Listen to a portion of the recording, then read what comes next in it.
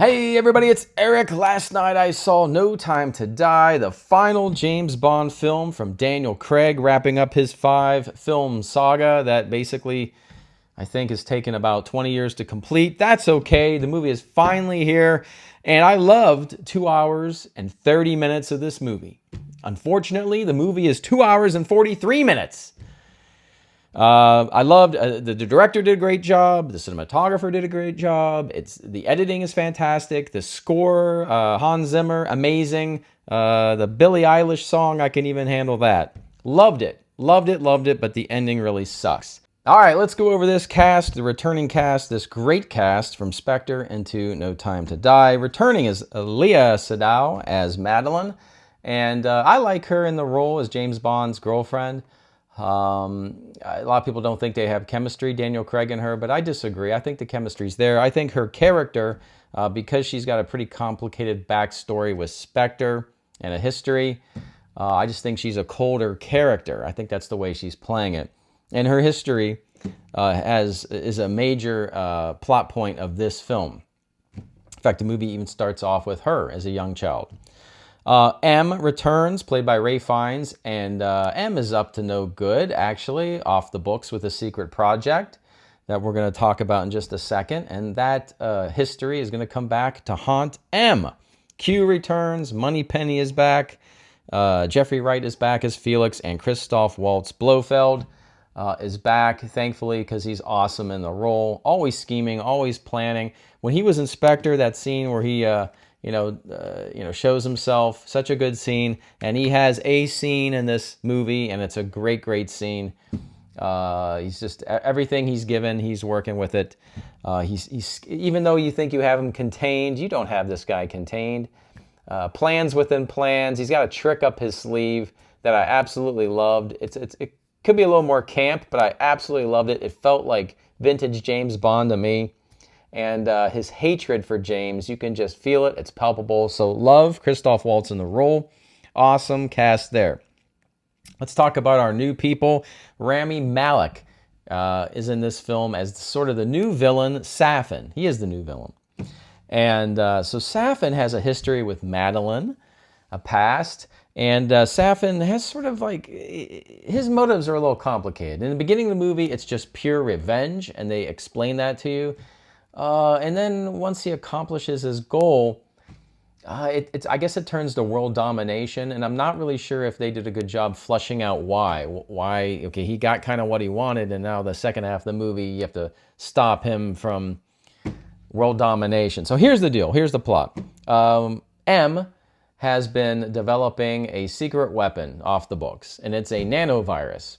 Instead of using 00 agents to go around and kill people and cause explosions and bloodshed, M was developing a virus that can target a certain person or a certain group of people, but really just a certain person was his goal. Based upon their genetic code, the virus will kill them. And it's just cleaner, less collateral damage. But Safin's crew is going to go and steal this virus and use it for his own gain and revenge in the beginning of the film, like I said. And then, then it kind of goes into other places, which they didn't spell out so good. All right, Lashana Lynch is in this film as a 00 agent. I don't know if this is really a spoiler. She is 007, okay, because James Bond retired after Spectre, but he has to come back for reasons. And, he comes to find that they gave his number to another person. So I don't think that's a big deal. This movie is not woke, thankfully. So I think that's just a very honest and genuine plot point. And they played off each other pretty well, but I don't think she is at all a big player in this film. However, Ana de Armas, who's only in this film for probably 15 minutes tops, left me with a big impression. I loved her character. It's Paloma. So James is going to go to Cuba, meet up with Felix, do some investigating down there about who's got the virus, what they're doing with the virus, and the contact is this Paloma character, and wow, what an awesome character, and I wanted to see a ton more of her. She is awesome. When you first see her, she has a very revealing dress, super sexy, has an innocence. I don't know if she says that it's her first week, or says something to make you believe that she's not a very experienced spy. So you're underestimating her big time.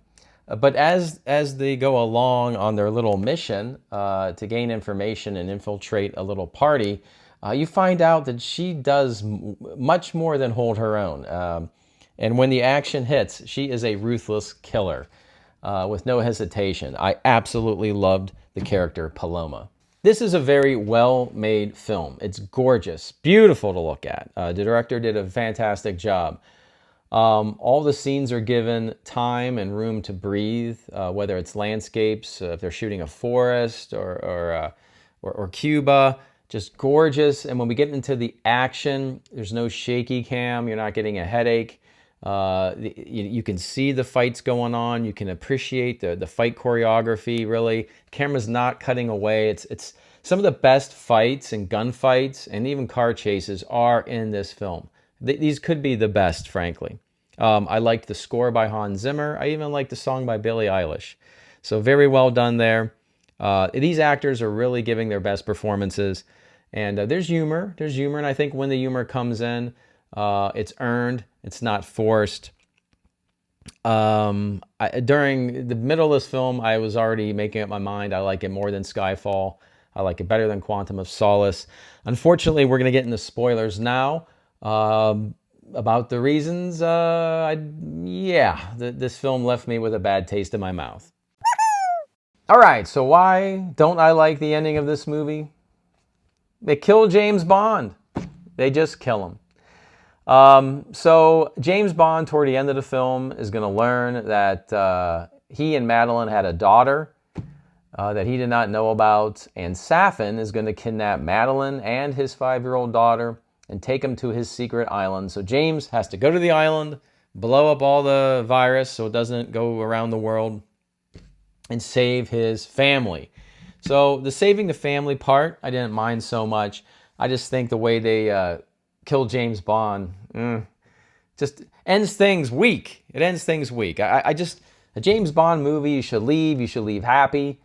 It's good to see our heroes succeed, particularly in this day and age. There's so much stuff and negativity going on. I mean, when you go to the cinema, you kind of want to leave feeling uplifted a bit, you know?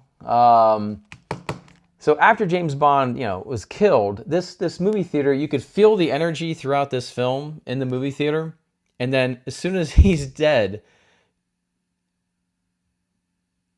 you hear that? Yeah, it was really quiet. And people left really, really quiet. Don't think that was the best choice. James gets his family off the island, off the secret base. James stays because he has to open these vents so these missiles from, the military can blow up the island and kill the virus. And then, Safin shoots him up, so he's struggling to get out. And I guess Safin, when he went to grab Safin had some of the virus engineered to kill Madeline and James's child, I guess in a vial that broke, got on James. So see, James can never be near his family ever again, or he would kill them with the virus. Oh, because once you get the virus on you, you can't get it off you. That's one thing they set up in the movie. So, James gets shot. He's bleeding. He's staying behind. He's making sure the vent's open. He's talking to Q. Q, can you ever get this virus off me? No, James, I can't. So he's like, oh, I'll never see my family again. All right, so give me the phone. Let me talk to Madeline. Madeline, I love you. I'm sorry. I'm not going to join you. And then you just see they really pound the point home that James Bond's dead because they basically have James Bond here and they show the missiles basically blow him up. It's like, okay, movie, I get it. You really want to hit that, You really, you're really showing us. Don't wait around after the credits to see the scene where James knocks on the door and comes in and says, hi, Moneypenny, what's up? I'm back. That's not going to happen here. James Bond is dead. Dead. All right, so there you go. No Time to Die. Mr. Craig, you've had a very good run, sir. Thank you. You're probably the best James Bond, and I do recommend this film. If you guys have seen all of these, you got to see the conclusion. I just would have changed things a little bit. I mean, James Bond has a robot virus. I would have had him get off the island. I mean, it's James Bond. Move your ass. Get off the island. And then Q actually gave him a watch that is an EMP emitter watch. So a lot of folks have been saying this and suggesting this, and I agree. You could have said, thanks, Q, hit the watch, boom, it would have killed his viruses, and he could have hugged his girlfriend and daughter. That would have been awesome. Yay, James Bond, and we all would have left the theater feeling good. That's what I would have done. All right, let me know what you would have done. Leave a comment here. If you would smash that like button, I'd greatly appreciate it. Thanks for sticking around, listening to me babble on about the newest James Bond film. Everybody, have a good day, a great night, a great week. And as always, I will see you on the new.